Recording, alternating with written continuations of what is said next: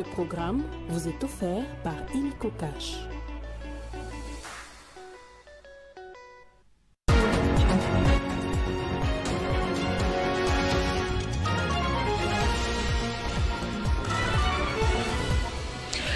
Dégradation de la situation sécuritaire au Sud Kivu, le gouvernement dit suivre heure par heure la situation à Bukavu marquée par l'entrée de l'armée rwandaise et ses supplétifs ce matin et mettre tout en œuvre pour rétablir l'ordre. Le gouvernement invite la population de Bukavu à rester à la maison. Aucun incident n'a été signalé ce dimanche dans les paroisses catholiques et protestantes de Kinshasa. C'est en toute quiétude que les fidèles ont pu se rendre au culte. L'annonce de l'attaque de ces églises par certains individus a été vouée à l'échec grâce aux dispositions sécuritaires prises par les autorités. La sécurité européenne et la situation en Ukraine, c'est le sujet principal de la réunion qui va se tenir ce lundi à Paris, en France. C'est ce que confirme le chef de la diplomatie française au nom d'Emmanuel Macron.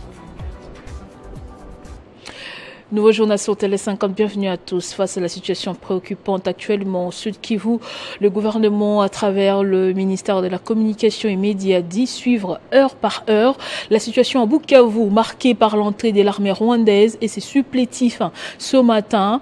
Contrairement aux résolutions des Dar es Salaam, aux appels au cessez-le-feu de la communauté internationale, y compris l'implication du président français Emmanuel Macron, le Rwanda s'entête dans son dessein d'occupation, des pillages et des commissions des crimes et des violations graves de droits humains sur le sol congolais. Le gouvernement dit mettre tout en œuvre pour rétablir l'ordre, la sécurité et l'intégrité territoriale. Il invite la population de Bukavu à rester à la maison et à ne pas s'exposer pour éviter d'être la cible des forces d'occupation. Et pendant ce temps, les religieux de la conférence épiscopale nationale du Congo et de l'église du Christ au Congo poursuivent leurs consultations avec les acteurs politiques du pays. Ce samedi, ils ont rencontré la délégation du parti Ensemble pour la République dirigée par Moïse Katumbi à Bruxelles, en Belgique. L'objectif était de trouver une issue pacifique face à la crise persistante qui secoue la République démocratique du Congo avec l'avancée du 1-23 soutenue par l'armée rwandaise. Alors, nous saluons l'initiative des pères de l'Église et nous les encourageons à poursuivre leurs consultations. Au moment où le sang des Congolais coule, nous condamnons fermement tous ceux qui s'opposent à cette initiative. Cette attitude, nous la jugeons profondément irresponsable. Chaque fois que l'appel à la paix, à l'unité, au vivre ensemble retentit, Moïse Katumbi a répondu présent. Et il le fera encore, sans faille. Ensemble pour la République prendra et assumera toutes ses responsabilités pour l'intérêt supérieur de la nation. À la suite de cette consultation, nous avons l'espoir d'une ère nouvelle pour la République démocratique du Congo. Au pays, aucun incident n'a été signalé ce dimanche 7 février dans les paroisses catholiques et protestantes de la capitale. C'est en toute quiétude que les fidèles de Kinshasa ont pu se rendre au culte. Les déploiements de la police étaient effectifs dans plusieurs quartiers devant les églises pour prévenir tout trouble des personnes qui avaient promis de s'apprendre aux églises catholiques et protestantes ce dimanche.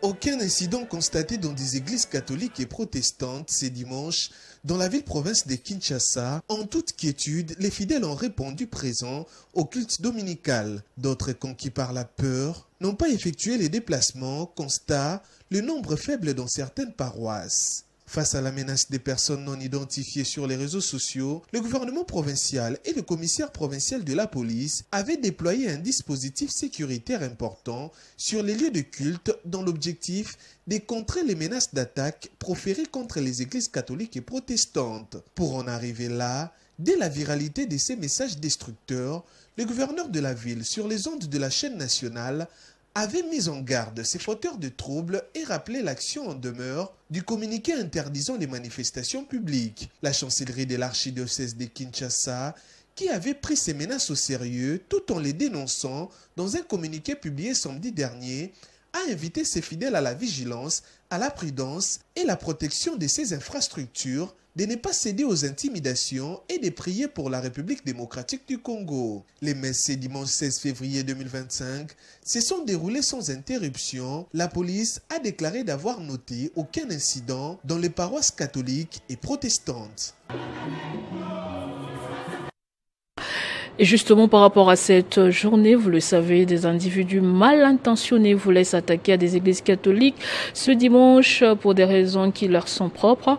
Une initiative vouée à l'échec grâce aux dispositions sécuritaires prises par les autorités. Dans la commune d'Ndjili, par exemple, les activités ecclésiastiques se sont déroulées normalement. Constat du bourgmestre Papi Mbumba Ngaliema qui a fait la ronde des différentes paroisses catholiques. Le premier citoyen de la commune de Ndjili a débuté sa ronde à la paroisse Sainte-Thérèse.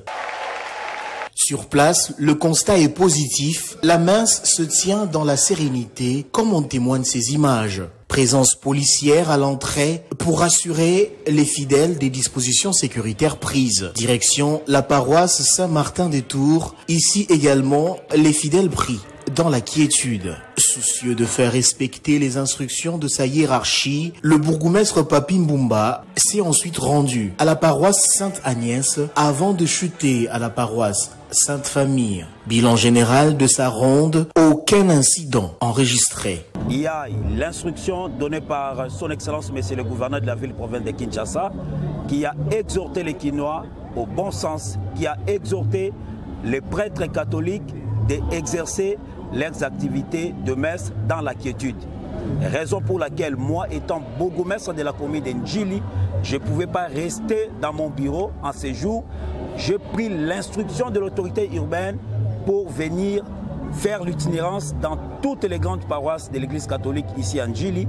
Et je rassure que les activités se passent dans la quiétude, il n'y a pas de dérangement. Delphine Oka, abbé curé de la paroisse Sainte-Famille, remercie l'autorité municipale pour toutes les dispositions sécuritaires mises en place. J'ai reçu le parsec de notre bourgmestre qui m'a rassuré que voilà, le bourgmestre est avec nous et qu'il avait envoyé pour qu'il puisse nous dire que soyez calmes, que toute la situation est entre les mains de notre bourgmestre. Et ce matin, je l'ai vu, il est venu encore nous rassurer que voilà, il est là comme le premier patron de notre commune, qu'il est avec nous. Certaines personnes mal intentionnées prévoyaient de s'attaquer aux églises catholiques ce dimanche, chose qui n'a pas eu lieu dans la commune de Ndjili grâce à l'implication personnelle de son bourgmestre, Papi Mbumba Ngaliema. Et le soutien en faveur des FARDC continue à se multiplier. Un culte d'action des grâces a été organisé à l'église Sacerdoce Royale que dirige l'archevêque Dodo Kamba pour soutenir les forces armées de la République, culte auquel a pris part le ministre de la Justice et garde des Sceaux, Constant Moutamba. Le ministre d'État, ministre en charge de la Justice et garde de Sceaux, Constant Moutamba Tungunga, a participé samedi au culte dédié aux forces armées de la République démocratique du Congo à l'église sacerdotale royale que dirige l'archevêque Dodo Kamba. En bon patriote, l'ancien représentant de l'église du Réveil au Congo a haussé le ton contre la guerre d'agression imposée à la RDC par le Rwanda. Lorsque les cris de tous ces pauvres montent, quand la veuve crie, ça passe au local. Et je crois qu'avec les pasteurs conscients, qui connaissent leur mission, qui remplissent leur tâche de crainte de Dieu en tant que serviteur du Seigneur, nous attirerons la faveur de Dieu sur nous et notre pays sortira de cette crise Dans sa prise de parole, le patron de la justice a appelé la population à se mobiliser pour soutenir le chef de l'État dans sa lutte contre les ennemis du pays. Ici, ce n'est pas une question d'un individu, c'est la patrie. Levons-nous tous pour dire non à cette agression. Il n'y a pas une arme plus forte que le peuple.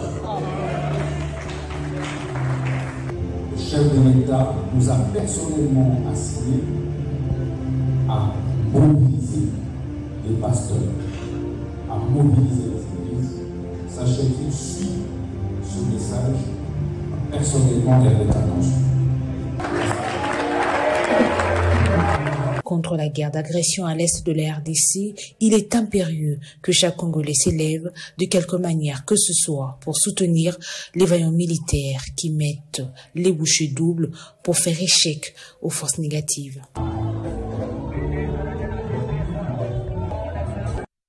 Et après l'appel du ministre de la Justice et garde des Sceaux Constant Mutamba au soutien au FARDC, l'ASBL Mwakadi y a répondu favorablement. Elle a mobilisé une somme de 6 millions de francs congolais en faveur des vaillants militaires au front. L'appel de soutien aux forces armées de la République démocratique du Congo, lancé par le ministre d'État en charge de la justice et garde de Sceaux, Constant Mutamba, ne cesse de faire large écho au sein de la communauté congolaise. L'ASBL Barnabé Mwakadi a mobilisé une somme de 6 millions de francs congolais en faveur de vaillants militaires congolais. Se confiant à la presse, la délégation de l'ASBL du numéro 1 de la DGI a décliné le sens de leur démarche patriotique. Nous sommes au ministère de la Justice. Nous sommes venus répondre à l'appel solennel lancé par le chef de l'État, qui est celui de comprendre que la situation de l'Est du pays nous préoccupe tous. Alors, au-delà de nos prières, au-delà de nos déclarations, nous nous sommes donnés à mobiliser le $1, 500 francs de nos frères et sœurs qui ont compris que la situation de l'Est nous concerne. D'après Germain Moupassa, responsable de la commission multisectorielle, culte et association, services rattachés au ministère de la Justice, cette contribution ne concerne pas exclusivement les confessions religieuses, mais toute personne ou structure désireuse d'apporter son soutien aux vaillants militaires congolais. Aujourd'hui, nous sommes venus avec notre contribution, qui est celui de l'ASBL, les amis de Barnabé Mwakadi. Voilà pourquoi notre présence à ces ministères, qui est chapeauté par le ministre de la Justice, qui a aussi fait l'appel à la population congolaise de penser à soutenir nos FARDC et les Wazalendo qui sont à l'est du pays. À l'image de cet acte patriotique posé par l'ASBL Barnabé Mwakadi, chaque Congolais, confession religieuse, ASBL, ONG et autres devraient participer dans cette collecte de fonds pour soutenir les FARDC. Et puis le président de la plateforme politique et sociale Amour du prochain et de la patrie Congo, APPC en sigle, Sylvestre Ndangnossi, invite la jeunesse congolaise à barrer la route à l'ennemi en cette période des crises sécuritaires. Au cours d'un point de presse, il a dénoncé l'hypocrisie de la communauté internationale, appelant à un soutien massif au chef de l'État, Félix Antoine Tshisekedi, et au FARDC. Je vous propose de l'écouter dans cet extrait. Dans le sueur et le sang des Congolais, chaque mois, 150 000 tonnes de coton passent par le Rwanda pour les multinationales occidentales. Par ailleurs, quand la Russie envahit l'Ukraine, l'Union européenne parle de droit international et pleure sur la toile du monde pour rallier l'humanité à la cause du peuple ukrainien. Mais quand son allié criminel qui est le Rwanda pille, viole et massacre le peuple congolais en l'agressant et en envahissant nos territoires, à travers ces supplétifs de M23, l'Union européenne mène une politique d'autruche. Nous posons la question de savoir si la vie d'un Congolais ne vaut-elle pas le même prix que celle d'un Ukrainien. À la lumière de tout ce qui précède, nous comprenons clairement que notre pays, la République démocratique du Congo, subit une guerre par procuration à travers le Rwanda et ses supplétifs du M23. Il n'est pas possible qu'un petit pays aussi pauvre, dont les seules ressources sont des vaches maigres, se lance dans une guerre contre le Grand Congo. Le Congo du peuple de guerriers bantous que nous sommes. Enfin, je demande aux différents pays du monde en général et aux pays africains en particulier de rompre leurs relations diplomatiques avec cet État criminel qu'est le Rwanda. Il est impératif de rappeler que Cette situation a engendré plus de 20 millions de morts et 2 millions de réfugiés vivant dans des conditions drastiques et précaires à cause des sanguinaires du nom de Paul Kagame. Par ailleurs, j'appelle la jeunesse congolaise à prendre ses responsabilités pour barrer la route à toute progression du M23 et apporter son soutien au FARDC ainsi qu'au commandant suprême de notre armée, son Excellence, le président de la République, Félix-Antoine Tshisekedi Tshilombo. Et dans le monde de la sécurité européenne et la situation en Ukraine, sujet principal de la réunion qui va se tenir ce lundi à Paris en France. C'est ce que confirme le chef de la diplomatie française au nom d'Emmanuel Macron. Cette rencontre va intervenir au lendemain de la conférence de Munich en Allemagne. Inquiétude sur les discours du vice-président américain à l'encontre de l'Union européenne qui l'a accusé de ne pas respecter la liberté d'expression et que par confirmation les Américains envisageaient des négociations sur l'Ukraine sans les Européens. Et ce journal est terminé. Place au rappel des titres. Dégradation de la situation sécuritaire au Sud Kivu. Le gouvernement dit suivre heure par heure la situation à Bukavu marquée par l'entrée de l'armée rwandaise et ses supplétifs ce matin et mettre tout en œuvre pour rétablir l'ordre. Le gouvernement invite la population de Bukavu à rester à la maison. Aucun incident n'a été signalé ce dimanche dans les paroisses catholiques et protestantes de Kinshasa. C'est en toute quiétude que les fidèles ont pu se rendre culte. L'annonce de l'attaque de ces églises par certains individus a été vouée à l'échec grâce aux dispositions sécuritaires prises par les autorités.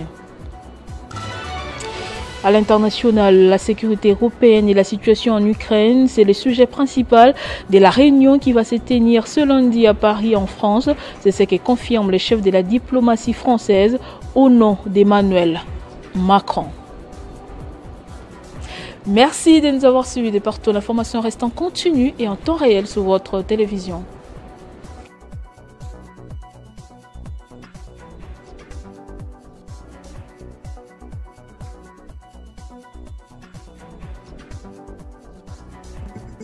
Retrouvez toute l'actualité en continu sur www.tele50.cd.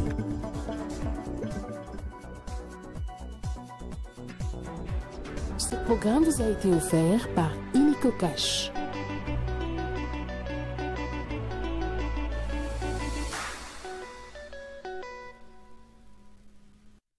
Communiqué nécrologique.